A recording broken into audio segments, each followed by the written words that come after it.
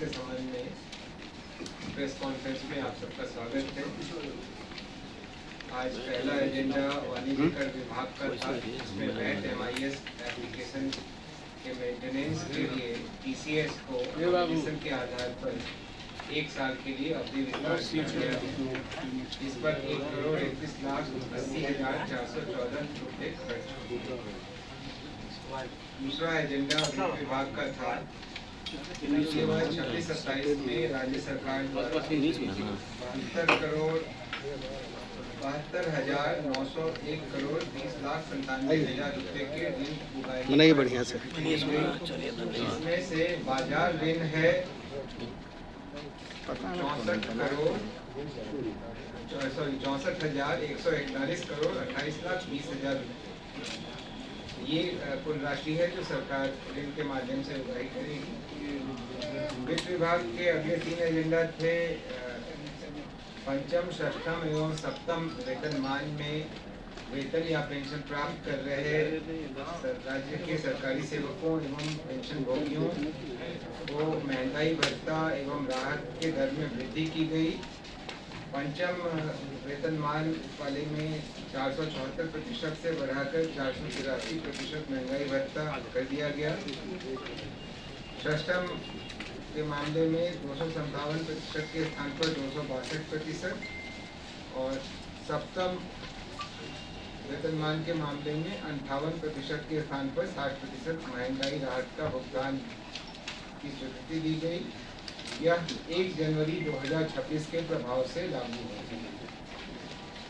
गृह विभाग का अगला एजेंडा था, जिसमें 5 जिलों पूर्वी चंपारण, समस्तीपुर, मधुबनी, वैशाली एवं सिवान में, जो कि अत्यंत संवेदनशील जिले हैं, इनमें ग्रामीण पुलिस अधीक्षक के एक पद, कुल 5 पदों के सृजन की स्वीकृति दी गई। वित्त विभाग का अगला एजेंडा था, जिसमें बिहार नगर पालिका योजना सेवा संवर्ग के लिए वेतन संरचना की स्वीकृति दी गई।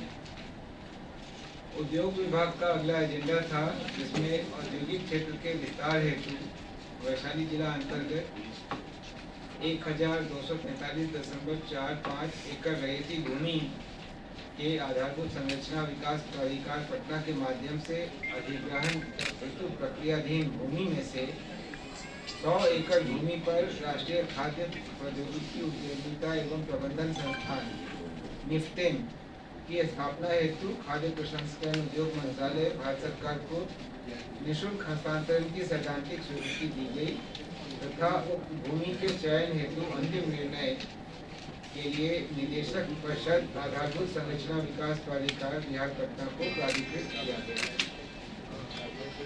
उद्योग विभाग का अगला एजेंडा था, जिसमें नीट प्राइवेट P1 औद्योगिक क्षेत्र सिकंदरपुर बीटा क्लस्टर को बिहार औद्योगिक निवेश प्रोत्साहन नियमावली 2016 के नियम 7 के आलोक में वित्तीय प्रोत्साहन क्लियरेंस की स्वीकृति दी गई। उद्योग विभाग का ही अगला एजेंडा था, जिसमें मुख्यमंत्री सूक्ष्म एवं लघु उद्योग क्लस्टर विकास योजना के अंतर्गत सामान्य सुविधा केंद्र की स्थापना हेतु योजना संबंधी उद्योग विभाग के पूर्व निर्गत संकल्प 4,773 दिनांक 28/10/2013 में संशोधन की स्वीकृति दी गई। उद्योग विभाग का ही अगला एजेंडा था, जिसमें उद्योग विभाग के संकल्प ज्ञापन 3,223 दिनांक 26/8/25 द्वारा निर्गत बिहार औद्योगिक निवेश प्रोत्साहन पैकेज 2025 तथा संकल्प ज्ञापन 1822 दिनांक 1/9/2016 द्वारा निर्गत बिहार औद्योगिक निवेश प्रोत्साहन नीति 2016 में संशोधन की स्वीकृति दी गई। उच्च शिक्षा विभाग का अगला एजेंडा था, जिसमें 3 प्रखंडों में एक डिग्री महाविद्यालय की स्थापना की स्वीकृति दी गई। महाविद्यालय रहित ये जो अवशेष प्रखंड थे, पश्चिमी चंपारण में 2 थे, पिपरासी एवं बिरधा, तथा मुंगेर जिला में टेटिया बम्बर थे। इनके नामकरण इत्यादि के साथ और इनके संचालन के लिए प्रति महाविद्यालय शिक्षक एवं शिक्षकेतर कर्मियों के 44 पदों के हिसाब से कुल 132 पदों के सृजन की भी स्वीकृति दी गई। राजस्व एवं भूमि सुधार महाविद्यालय सर कहाँ से जरा एक बार फिर से बता दीजिए।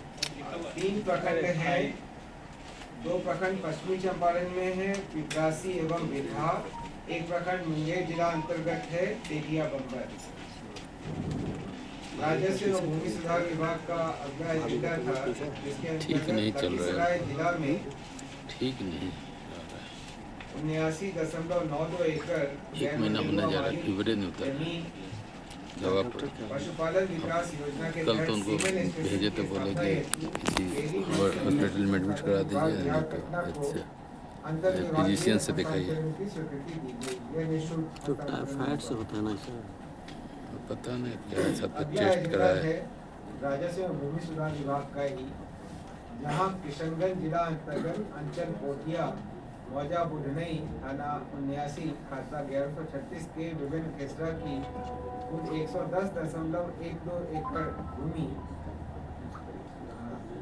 राज्य सरकार के प्रावधानों को शिथिल करते हुए केंद्रीय औद्योगिक सुरक्षा बल के प्रशिक्षण केंद्र की स्थापना हेतु केंद्रीय गृह मंत्रालय भारत सरकार को निःशुल्क स्थायी हस्तांतरण की स्वीकृति दी गई। अब इस जगह पर केंद्रीय औद्योगिक सुरक्षा बल का रिक्रूट ट्रेनिंग सेंटर स्थापित होगा।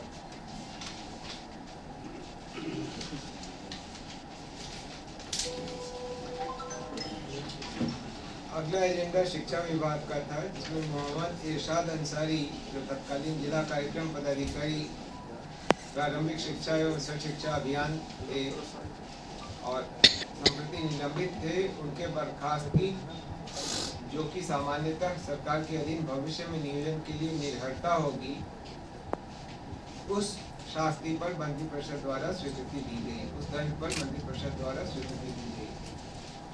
परिवहन विभाग का अगला एजेंडा था, जिसमें मुख्यमंत्री बिहार पर्यावरण अनुकूल परिवहन रोजगार योजना का गठन और उसके क्रियान्वयन के लिए वित्तीय वर्ष 26-27 के लिए कुल 1,10 करोड़ रुपए 110 करोड़ रुपए मात्रा की स्वीकृति दी गई। बिहार इलेक्ट्रिक वाहन संशोधन नीति